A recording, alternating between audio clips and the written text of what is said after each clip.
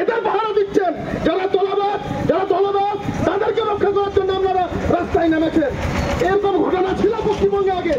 ধর্ষিতা হলো আন্দোলন করছে শান্তিপ্রিয় মানুষ, তারা জানতে চাইছে যে কেন ঘটেছে, তদন্ত করতে হবে সঠিকভাবে এবং দোষীদের দৃষ্টান্তমূলক সর্বোচ্চ শাস্তির ব্যবস্থা করতে হবে।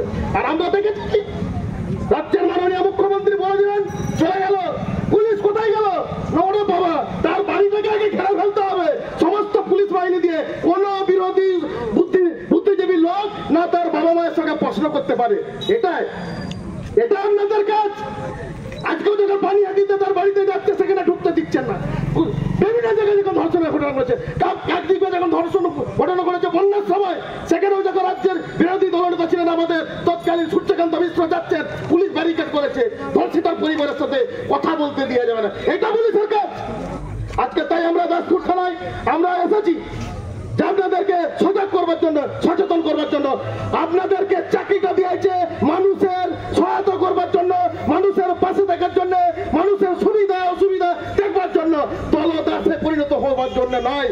তাই আসুন, আগামী দিনে এইরকম চলবে। কারণ আমাদেরও তো এখানে একটা স্বাস্থ্য দপ্তর আছে ব্লকে, এখানেও তো নার্সরা রাত্রিতে ডিউটি করে, এখানেও তো এরকম একটা ঘাটতি করে ঘটনা ঘটতে পারে। তাহলে আপনাদের কি ভূমিকা? আপনাদের ঠিক জোড়া দূরত্বে একটা হসপিটাল আছে, লক্ষ্য নজর রাখবেন। আসুন, এই এলাকায় শান্তিপ্রিয় মানুষরা থাকে, এখানে স্বাধীনতা সংগ্রামের অনেক ইতিহাস আছে, অনেক বিপ্লবীদের জন্ম হয়েছে। সেই রকম একটা জায়গায় আপনারা চাকরি করতে এসেছেন, আজকে এই থানায় আছেন, কালকে অন্য থানায় চলে যাবেন। মানুষের পাশে থাকুন, মানুষের কথা শুনুন, প্রগতিশীলদের কথা শুনুন, দলদাসদের নয়। এই বার্তা দিয়ে আপনাদেরকে আবার সকলকে ধন্যবাদ জানিয়ে আমি আমার কথা শেষ করছি। ইনকিলাব জিন্দাবাদ, ভারতের গণতান্ত্রিক যুব ফেডারেশন জিন্দাবাদ। কিন্তু অন্য বাকি অনুমোদন নিতে হয় না উনি বলছেন। তাই আমার প্রতিনিধি যারা গেছে যদি না ডেপুটেশন নেয় চলে আসবেন, তারপরে আমরা বোঝাপড়া করবো। যারা ডেপুটেশন গেছেন চলে আসুন বাইরে। পরে যিনি দায়িত্বে আছেন এর যদি পুরো পুনরাবৃত্তির যদি অঘটন ঘটে, তখন কিন্তু আমাদেরকে অনুরোধ করলেও আপনি আপনার মতন করবেন। আর আমরা সংগঠন কিভাবে, কারণ এখানে ভোলা দারোগা পিটির সামনে নিজের ভট্টাচার্য একটা সেদিনের যুবক মেনে তাকে মেরে দিয়েছিল। এটা ভোলা দারোগা বিদ্যুৎ ভট্টাচার্য ডগলাসকে খুন করেছিল, তার রক্তবীজের সন্তান আমরা, তারই সন্তান।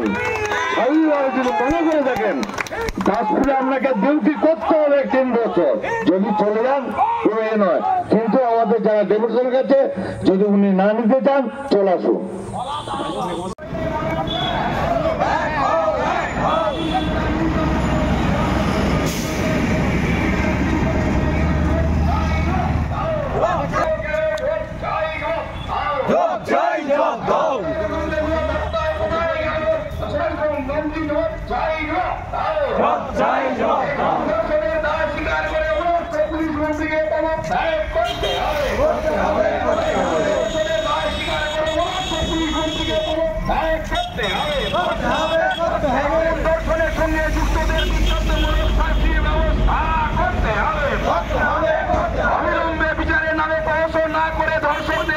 অবিলম্বে শাস্তির ব্যবস্থা করতে হবে।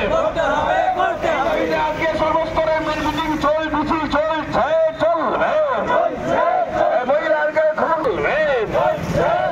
একজন উচ্চ ভবিষ্যতের নাগরিক একটা ছাত্রীকে ধর্ষণ করে খুন করা হলো কেন? ডিউটিতে অবস্থায় অপদার্থ তৃণমূলের সরকার জবাব চাই। এই কর্মক্ষেত্রে আজকে মহিলারা নিরাপদ নয় কেন? তৃণমূলের সরকার জবাব চাই।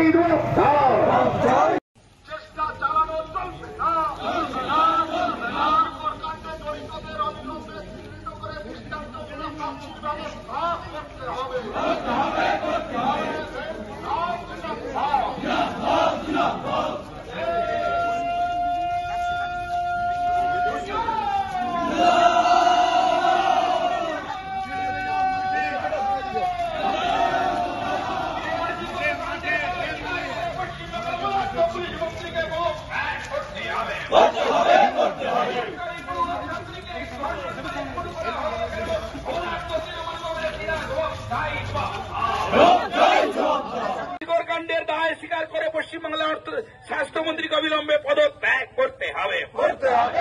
এই দাবিতে সহস্র মানুষ এক হও, এক হও, এক হও।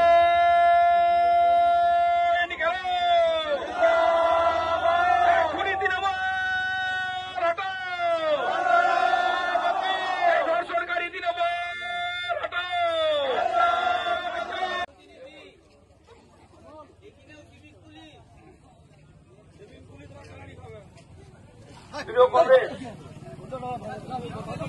ইতিমধ্যে আপনারা জেনেছেন আরজি গভর্নমেন্ট মেডিকেল কলেজে পোস্ট গ্রাজুয়েট পাঠরত যে তরুণী চিকিৎসক, সেই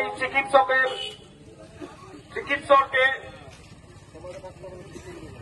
ধর্ষণ করে খুন করা হয়েছে।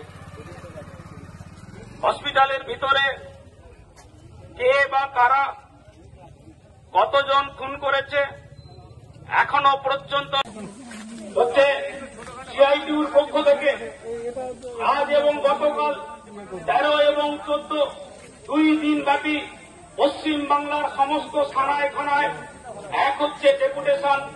আমরা আহ্বান জানিয়েছিলাম পশ্চিম বাংলার সমস্ত গণসংগঠনগুলি আমাদের সারা ভারত কৃষক সভা, সারা ভারত খেল মজুর ইউনিয়ন, সারা ভারত গণতান্ত্রিক মহিলা সমিতি থেকে শুরু করে স্বপন সাঁতরা কৃষক সভা, কৌশিক চক্রবর্তী ডিআরআই, আলপনা রায় মহিলা সমিতি, এই 7 জন আমরা পাঠাচ্ছি। ওনারা যাবেন।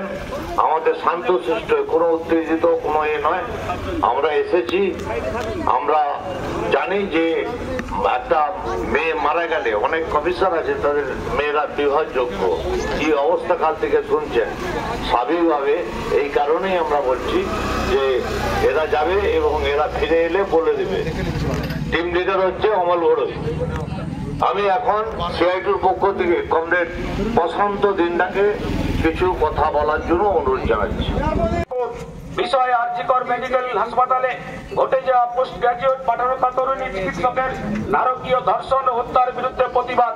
মহাশয়, বিগত 9/8/2024 তারিখে রাজ্যের খ্যাতিনামা আরজিকর মেডিকেল কলেজ ও হাসপাতালে পোস্ট গ্রাজুয়েট পাঠরতা ডাক্তারি ছাত্রীর নারকীয় ধর্ষণ ও ভয়াবহ হত্যার প্রতিবাদে গর্জে উঠেছে সারা রাজ্য।